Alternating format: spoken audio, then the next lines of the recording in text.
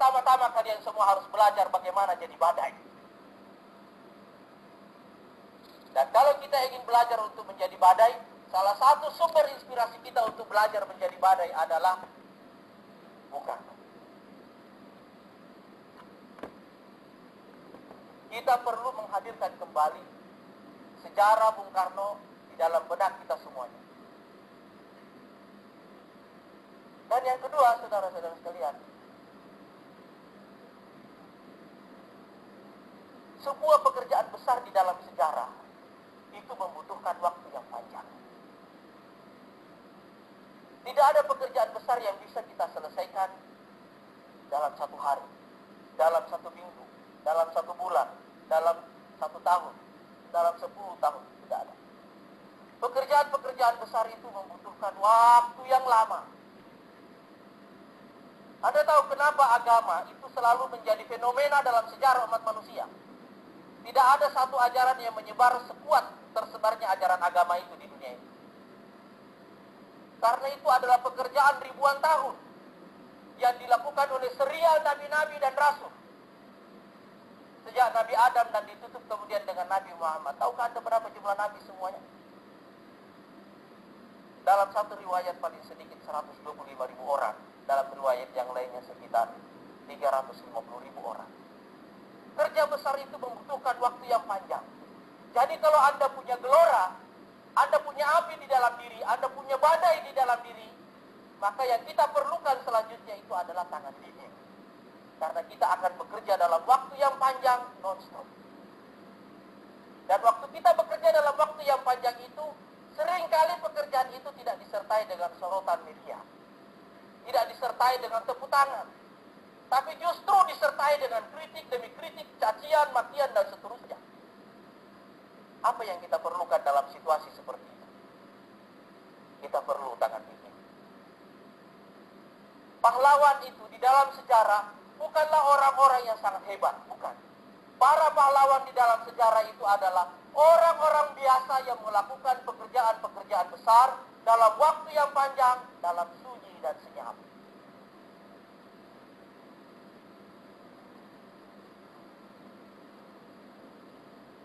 Sebagian besar pekerjaan-pekerjaan itu kita selesaikan dalam diam, dalam sunyi, tanpa liputan.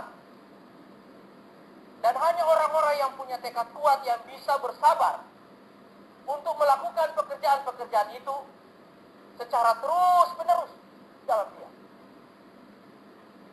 Dan saya ingin menghadirkan satu contoh untuk hal seperti itu adalah pemimpin kita yang datang setelah Bung Karno, Soeharto. Kalau Bung Karno membawa Republik ini menuju kemerdekaan, maka Pak Harto mengajak membawa Republik ini keluar dari kemelut, tapi setelah itu bekerja dalam diam dalam waktu yang lama. Saudara-saudara sekalian, kita sebagai generasi penerus harus tahu bahwa bukanlah tugas kita untuk mempertanyakan mengapa akhir hidup dari seorang pemimpin seperti ini atau itu. Tetapi yang kita ambil dari setiap pemimpin itu adalah dengan apakah pemimpin itu mengisi sebagian besar dari waktu-waktu hidupnya. Seseorang yang telah mengisi 30 tahun sampai 50 tahun dari seluruh waktu hidupnya untuk melakukan kerja-kerja besar di dalam sejarah, itu adalah tokoh yang pantas dan harus kita teladani, dan kita tidak perlu bertanya dengan cara apa dia mati dan dalam situasi apa dia mati. Itu tidak perlu. Yang perlu kita lihat adalah dengan cara apa dia mengisi sebagian besar waktu-waktu hidupnya. Dan karena itu, saya tidak pernah bertanya tentang bagaimana seseorang menghadapi akhir hayatnya, itu tidak penting bagi kita semuanya. Tetapi bagaimana dia mengisi sebagian besar ruang kehidupan. Kita memerlukan tangan dingin ini, saudara-saudara sekalian, karena hanya dengan tangan dingin inilah insya Allah kita bisa menyelesaikan kerja-kerja besar kita. Saudara-saudara sekalian, kita telah mendirikan partai ini dengan modal yang sangat sedikit.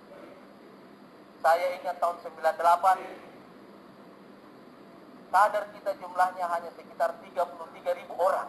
Saya mau catat angka ini, supaya saudara-saudara tahu apa yang terjadi sesudah itu. dan bagaimana kita menciptakan perbedaan. 33.000 orang jumlah kader kita yang kita miliki sebagai modal awal untuk mendirikan partai politik. Dan alhamdulillah, nanti bulan April insya Allah kita akan memperingati hari jadi PKS yang ke-15.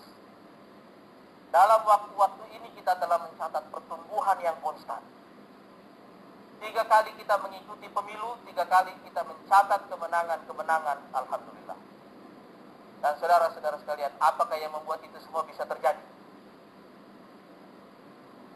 Keikhlasan yang membuat kita akhirnya punya tangan dingin. Tangan dingin dalam mengelola semua situasi-situasi sulit. Dan karena itu, saya tidak pernah menganggap bahwa situasi sulit yang kita hadapi sekarang ini lebih sulit dari situasi ketika kita mendirikan partai ini pertama kalinya. Tidak pernah. Situasi ini tidaklah lebih sulit dari yang sebelumnya. Saya hanya menganggap bahwa situasi yang kita hadapi ini justru merupakan cambuk bagi kita semuanya untuk berlari lebih cepat daripada apa yang kita duga bisa kita lakukan. Kita mungkin selama ini menduga bahwa kita bisa berlari, tapi tidak sekencang yang seharusnya.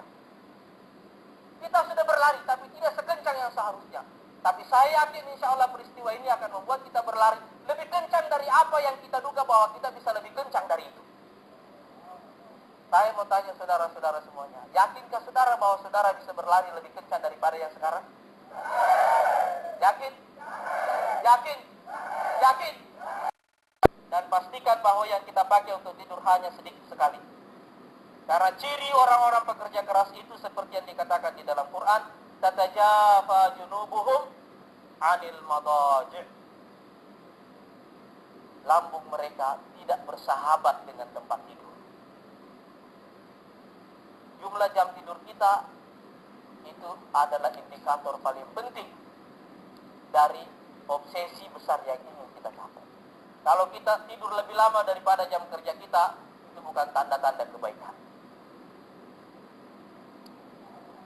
Saya mau tanya semuanya, ini saudara-saudara di Bali tidur berapa jam satu hari?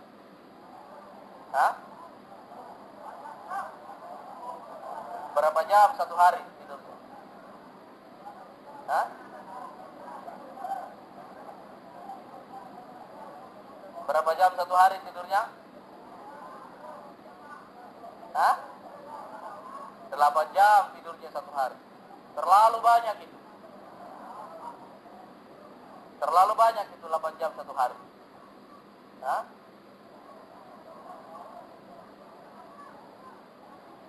Kita mesti kurangi lagi jam tidurnya. Kurangi lagi. Hah? Masih bisa kurang?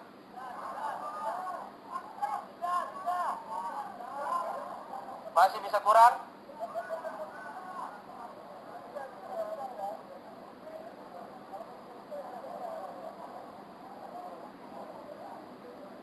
Saudara-saudara sekalian, jam tidur Anda menentukan masa depan Anda semuanya.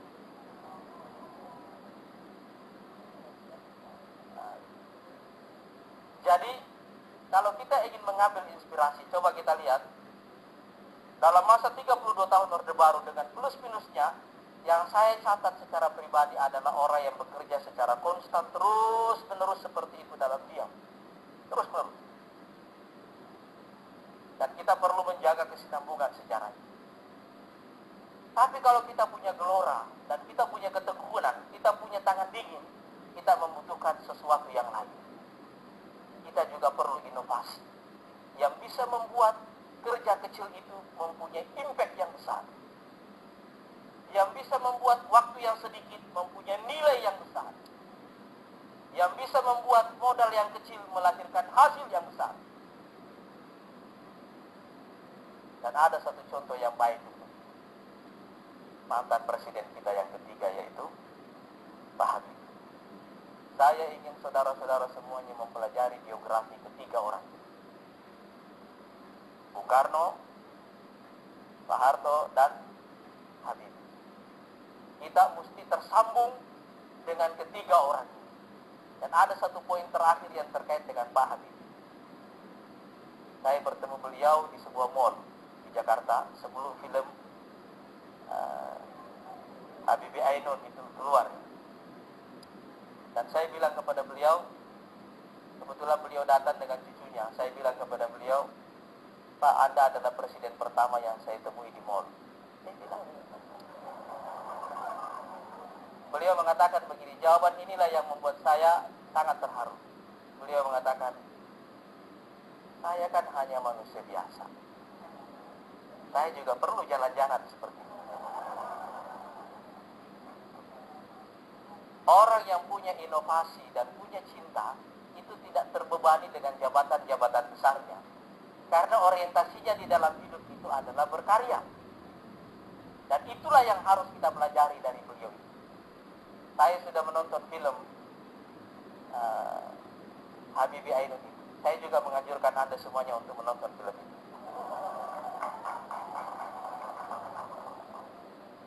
Itu film bukan hanya menginspirasi Anda tentang kesetiaan dan cinta, tetapi juga menginspirasi Anda tentang seorang pekerja keras yang inovatif.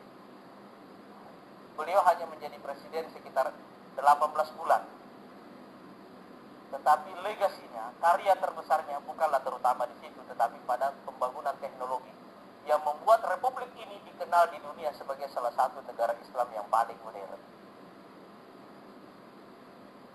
Orang-orang itu semuanya menghabiskan dalam catatan saya lebih dari 50 tahun dalam total hidupnya untuk satu kerjaan dengan fokus yang sangat tinggi. Saudara-saudara sekalian, kita baru akan menghabiskan 15 tahun dalam politik nanti pada bulan April. Belum sampai 50 tahun. Iya kan? Belum kan? Kita baru di permulaan jalan, tetapi hari ini kita mesti membuat ikrar bahwa insya Allah kita akan sampai puluhan tahun menghabiskan umur kita untuk bekerja demi kemajuan bangsa dan tanah air kita, insya Allah. Allahu Akbar! Allahu Akbar! Allahu Akbar! Allahu Akbar! Allahu Akbar! Saudara-saudara sekalian, karena itu pada bagian terakhir dari roadshow ini, kepada saudara-saudara semuanya saya menganjurkan sekali lagi membaca biografi ketiga orang ini. Dan juga kepada seluruh kader di Indonesia, insya Allah saya akan menganjurkan mereka untuk membaca biografi ketiga orang. Nasab sejarah PKS harus kita sambungkan dengan ketiga orang.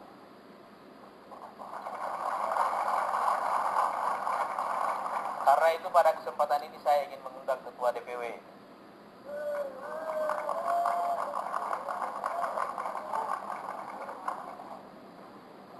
Ini buku saya akan berikan kepada beliau dan ini nanti insya Allah dibagikan kepada para pengurus dan yang lainnya insya Allah. Saya anjurkan Anda semuanya untuk beli. Kalau tidak bisa beli, DPW suruh beli.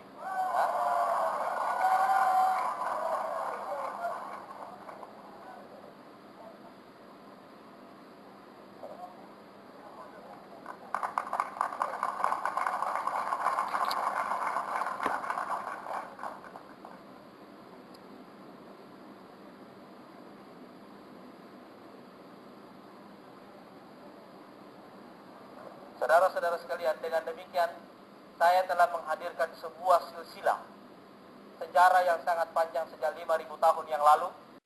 2/3 isinya adalah sejarah. Dan saudara-saudara yang ingin memimpin Indonesia, ingin mengelola negara, harus punya pengetahuan yang kuat dalam bidang sejarah. Ada 3 pengetahuan utama bagi seorang yang ingin mengelola negara. Yang pertama adalah sejarah, yang kedua adalah geografi, yang ketiga adalah sastra. Seseorang tidak mungkin akan bisa mengelola dengan baik sebuah negara, apalagi negara sebesar Indonesia ini, negara keempat terbesar di dunia dan negara Islam terbesar di dunia, kecuali kalau kita mempunyai 3 pengetahuan yang kuat dalam bidang ini. Sejarah, geografi, dan sastra. Sejarah memberikan kita pengetahuan tentang waktu dan bagaimana manusia berinteraksi dalam waktu. Geografi memberikan kita kemampuan berpikir ruang. Dan sastra memberikan kita kemampuan naratif. Dan saya berharap insya Allah antum semuanya memiliki ketiga kemampuan ini.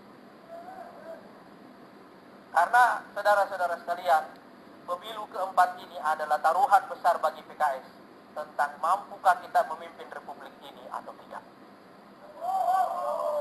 Jadi bukan lagi sekedar memenangkan pemilu seperti doktrin kita pada 3 kali pemilu yang lalu, Tetapi kita harus melampaui pertanyaan tentang apakah kita ingin memenangkan pemilu kepada pertanyaan yang lain. Mampukah kita memimpin republik ini? Mampukah kita memimpin republik ini? Mampu? Kurang mantap. Kita mesti rubah pertanyaannya dari pertanyaan yang mendasar tadi yang biasa kita lakukan. Apakah kita siap memenangkan pemilu? Tidak, itu pertanyaan sudah lewat. Sudah 3 kali pemilu saudara semua ditanya dan saudara membuktikan bisa. Iya kan?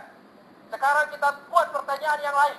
Bukan lagi sekedar memenangkan pemilu, tetapi meyakinkan diri kita dan juga meyakinkan republik ini tentang apakah kita mampu memimpin republik ini ke depan. Mampu? Mampu? Allahu Akbar! Allahu Akbar! Allahu Akbar! Allahu Akbar! Allahu Akbar! Jadi saudara sekalian, dengan demikian pertanyaan tentang apakah kita akan memenangkan pemilu saya anggap tidak lagi relevan untuk kita saja. Pertanyaan kita sekarang adalah, ini adalah jalan kita menuju kepemimpinan. Dan insya Allah dalam waktu yang tidak terlalu lama saya akan menjelaskan kepada Anda semuanya tentang peta jalan kita menuju kepemimpinan Republik Indonesia. Mudah-mudahan insya Allah peta jalan ini akan semakin meyakinkan kita semuanya bahwa apa yang kita duga tidak bisa kita lakukan ternyata bisa kita lakukan. Saya hanya ingin menganjurkan antum semuanya untuk memperbaiki dugaan antum semuanya tentang diri antum semuanya. Punya persepsi yang tidak terlalu rendah tentang diri kita dan juga punya harapan yang besar kepada Allah Subhanahu wa taala bahwa kita bisa melakukan hal-hal besar di republik ini insyaallah. Assalamualaikum warahmatullahi wabarakatuh.